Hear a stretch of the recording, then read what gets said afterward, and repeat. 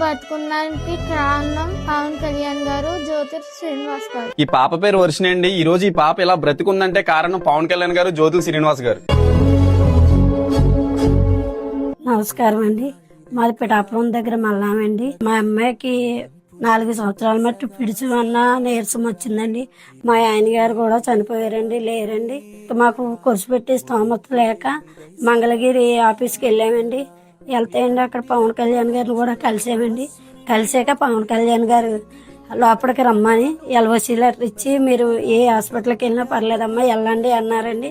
హైదరాబాద్ కిమ్స్ హాస్పిటల్కి వెళ్ళామండి. ఈ దగ్గరలో 1,80,000 అవ్వాక తీరా అక్కడికి వెళ్ళాక ఈ ఎల్ఓసి లెటర్ ఇక్కడ చెల్లదమ్మా అన్నారు. జ్యోతుల శ్రీనివాసరావు గారు అక్కడ ఏటమ్మా మీ పరిస్థితి అని మమ్మల్ని అడిగారండి. అడిగితే అండి ఆ జ్యోతుల శ్రీనివాసరావు గారు అమ్మ అయితే నువ్వు కంగారు పడకు అని చాలా మందికి ఫోన్లు చేశారండి హాస్పిటల్లోని. మా ఫోన్ పట్టుకెళ్ళమని ప్రతి ఒక్కరితో కూడా మాట్లాడి జ్యోతుల శ్రీనివాసరావు గారు మేలు నేను జన్మలకే మర్చిపోలేనండి.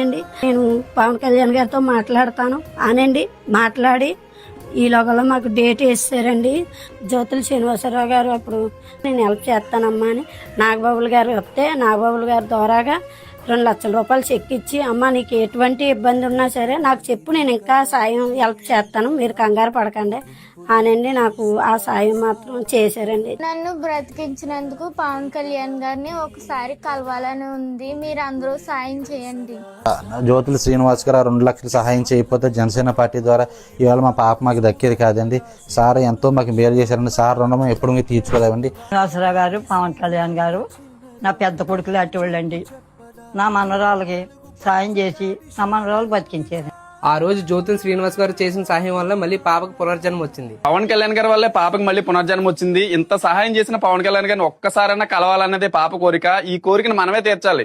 ప్రతి ఒక్కరూ ఈ వీడియోని పవన్ కళ్యాణ్ గారికి తెలిసేలా నెక్స్ట్ పిఠాపురం రాగానే పాపను కలిసేలా చేయాలని మనస్ఫూర్తిగా కోరుకుంటున్నాం.